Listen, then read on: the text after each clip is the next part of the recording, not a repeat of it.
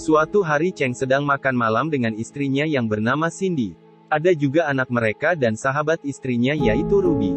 Lalu dia melihat Alo yang datang membawa beberapa anak buahnya ke restoran itu. Cheng yang penasaran, menguping dari balik pintu. Ternyata Alo sedang menemui Utu. Mereka berdua adalah petinggi triad dari geng yang berbeda. Lalu terdengar keributan, ternyata Utu membunuh semua anak buah Alo, dan menyuruhnya membayar hutang atau dia akan mati. Cheng melihat peluang dari kejadian ini. Kalau ia bisa menyelamatkan Alo, dia pasti bisa naik pangkat dalam organisasi mafia. Saat Utu membawa Alo pergi, Cheng mengambil parang, lalu mengikuti mereka dari belakang. Dengan nekat dia meneriaki mereka, dan mulai menyerang, membacok membabi buta. Walaupun cuma sendiri, Cheng tidak gentar, dia terus maju mengayunkan parangnya. Anak buah Cheng yang melihat bosnya dikeroyok langsung datang membantu. Utu tak mau melepaskan mereka, dia menaiki mobil mencoba menabrak Cheng. Tapi Cindy istri Cheng menghalanginya hingga dia tertabrak. Dengan marah Cheng langsung membacok kepala Utu, dia ingin membunuhnya, tapi polisi patroli datang, hingga mereka langsung bubar. Cheng mencoba untuk menolong istrinya, tapi Cheng terlambat, karena istrinya tewas kehabisan darah. Setelah menyelamatkan Alo, Cheng diangkat menjadi ketua geng cabang Tihuang. Walaupun jabatannya ketua cabang, tapi Cheng sama sekali tidak dihormati. Orang-orang menganggap dia sebagai anjing peliharaan Alo. Cheng selalu diberi tugas kotor oleh Paman JJ, ayah dari Alo yang juga bos besar geng Tihuang. Cheng juga hanya jadi kacung dan bahan olokan saat mereka bersama. Berbeda jauh dengan Cheng yang dulu, ditakuti karena keberaniannya. Suatu malam Cheng diajak Alo ke pabrik VCD, lalu menyuruh Cheng menandatangani kontrak sebagai penanggung jawab pabrik itu. Alo beralasan, dia ingin memberikan Cheng keuntungan 50%. Dia percaya saja pada Alo, karena menganggap mereka satu geng. Tetapi Cheng tidak tahu kalau sebenarnya tempat itu adalah pabrik narkoboy, jadi Cheng tidak sadar kalau Alo memanfaatkannya. Kemudian Cheng berkenalan dengan Nisa, yaitu pengacara yang akan membelanya dalam kasus pemukulan. Cheng memukul seorang pria, karena ditugaskan menagih hutang oleh Paman JJ. Tapi saat Cheng ditangkap polisi, Paman JJ malah lepas tangan. Walaupun Nisa tahu kalau Cheng adalah seorang gangster, Nisa malah merasa nyaman dengannya, karena dia tahu bahwa Cheng adalah orang baik. Sepertinya Nisa mulai tertarik dengan Cheng, walaupun sebenarnya dia sudah punya pacar. Malam hari Cheng pulang ke rumah dalam keadaan terluka. Cheng berterima kasih kepada Ruby, karena dia sudah membantu merawat anaknya selama ini. Ruby membantu mengobati luka Cheng, lalu mereka mulai berbicara dari hati ke hati. Ruby mengakui kalau dia sudah lama menyukai Cheng, tapi dia takut karena mantan istri Cheng adalah sahabatnya. Mereka pun terbawa suasana, dan akhirnya bercocok tanam. Selanjutnya di pengadilan Cheng dituduh atas penyerangan terhadap seorang pria. Nisa pengacara yang membela Cheng, selain cantik ternyata juga hebat. Dia memojokkan si pelapor, dan memutarbalikkan omongannya, hingga membuat pria yang melaporkan Cheng mati kutu. Sedangkan Cheng juga pandai berakting di depan hakim. Dia pura-pura sedih karena ditinggal istrinya meninggal. Akhirnya hakim memutuskan, Cheng tidak bersalah dan dibebaskan dari segala tuduhan. Lalu Cheng mengajak Nisa pergi untuk makan bersama, merayakan kemenangan mereka. Saat bersama Cheng, Nisa merasakan perasaan yang sangat nyaman. Dia juga terus tersenyum memandangnya. Belum sempat menghabiskan makanannya, Cheng mengajak Nisa buru-buru pergi, karena merasa ada yang mengikuti mereka. Tapi saat ingin naik ke mobil, ada truk yang mencoba menabrak mereka. Cheng langsung menarik Nisa, dan berhasil menghindari truk itu. Ternyata orang yang mencoba menabrak mereka adalah Utu, gangster yang dulu pernah dibacok oleh Cheng hingga buta. Dia heran, karena Utu seharusnya sedang dipenjara saat ini. Dari dalam truk keluar anak buah Utu, dan langsung menyerang mereka. Cheng dan Nisa kabur menggunakan motor yang sedang terparkir di sana. Nisa merasa nyaman dibonceng oleh Cheng dengan motor, dia merasa kalau Cheng sangat keren. Keesokan harinya Cheng mendatangi bos-bos besar di gengnya. Dia meminta agar diberi banyak anak buah untuk mengejar dan membalas Utu. Tapi mereka malah acuh tak acuh, mereka juga tidak peduli dan beralasan kalau Cheng dan Utu adalah masalah pribadi. Dan Utu saat ini bukan anggota dari geng manapun, jadi mereka tidak mau membantu Cheng. Padahal Cheng punya masalah dengan Utu, karena demi menyelamatkan Alo dulunya. Cheng menjadi sadar, kalau selama ini mereka hanya memanfaatkannya, dan tak menganggap dia keluarga. Nisa meminta Cheng untuk bertemu di jembatan, ternyata Nisa mendapat info dari pacarnya yang seorang polisi. Cheng sekarang sudah dijadikan target operasi, karena mengedarkan narkoboy. Cheng mengatakan, bahwa dia memang seorang mafia, tapi tidak pernah menyentuh narkoboy, karena dia tahu, kalau di Hong Kong siapapun yang menjual narkoboy, pasti akan mati dikejar-kejar Interpol. Cheng merasa mungkin dia dijebak oleh Alo, melalui pabrik VCD yang mereka miliki bersama. Kemudian Cheng pergi ke pabrik untuk memeriksa, tapi dihalangi oleh anak buah Alo, yang mengatakan Cheng tidak boleh masuk pabrik tanpa seizin Alo.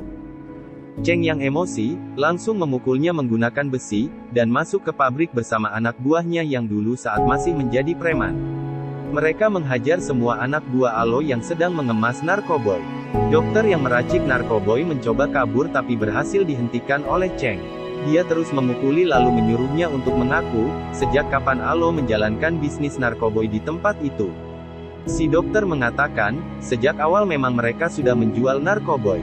Cheng menyuruh semua anak buahnya mengumpulkan narkoboy. Tapi tiba-tiba polisi datang. Untungnya Cheng dan kawan-kawan berhasil kabur dari pabrik itu.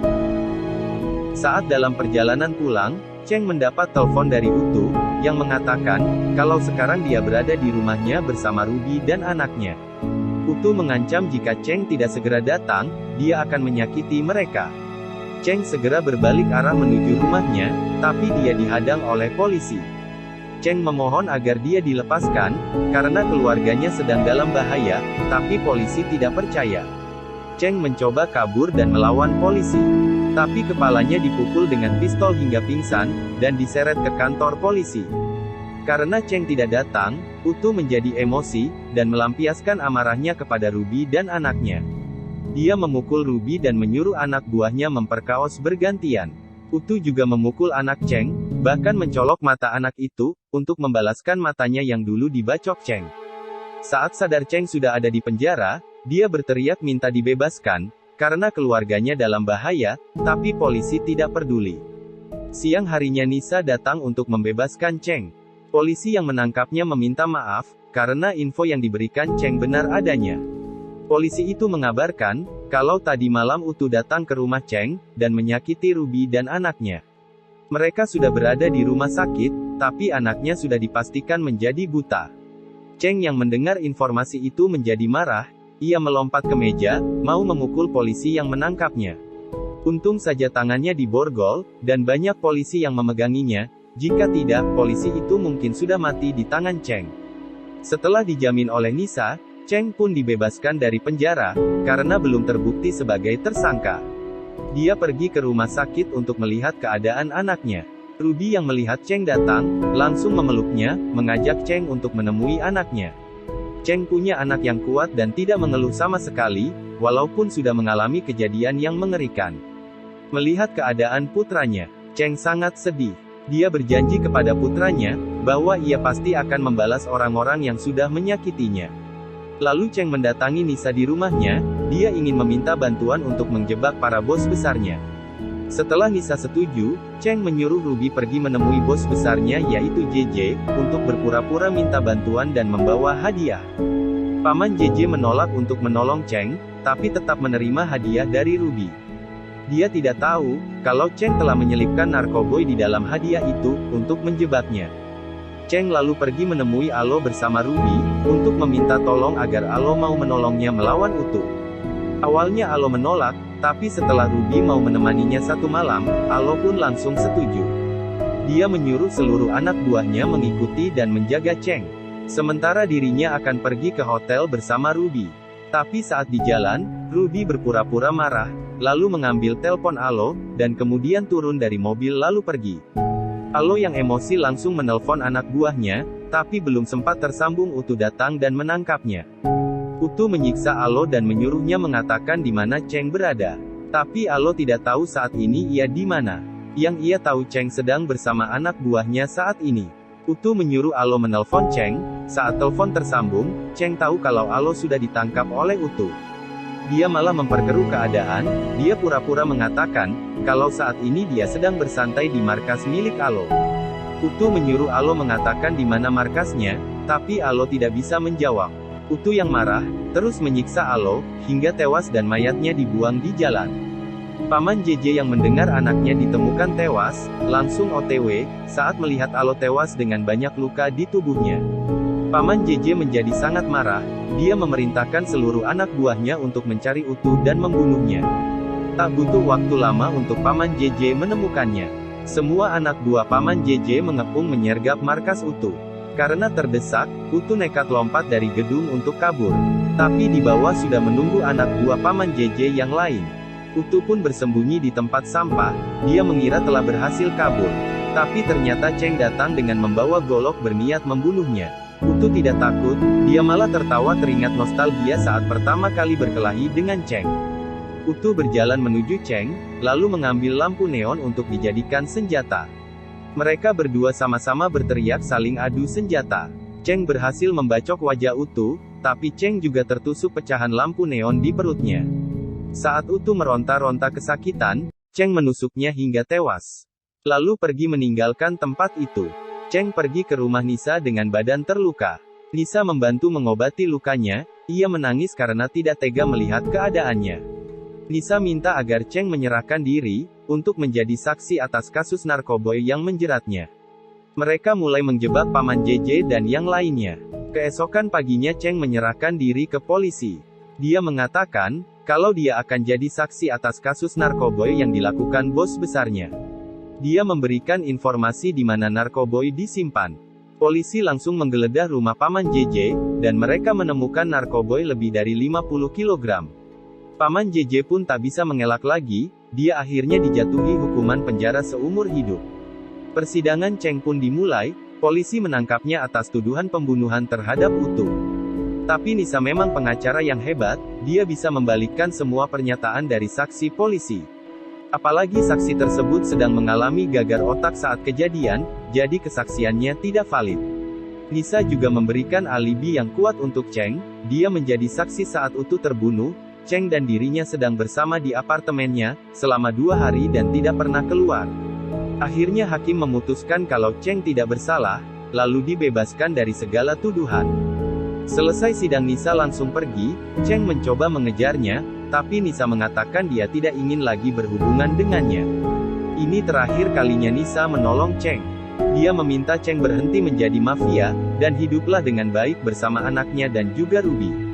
Setelah Nisa pergi, Cheng dipukul oleh anak buah Paman JJ dari belakang, dan ditusuk berkali-kali hingga tewas.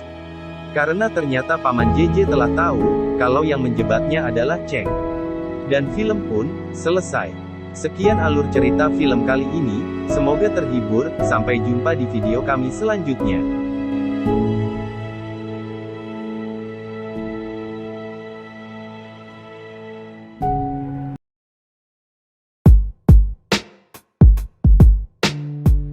Silahkan like, komen, dan subscribe, kalau kalian suka dengan video ini. Dengan subscribe, secara tidak langsung kalian membantu channel ini untuk terus berkembang. Sampai ketemu di video selanjutnya.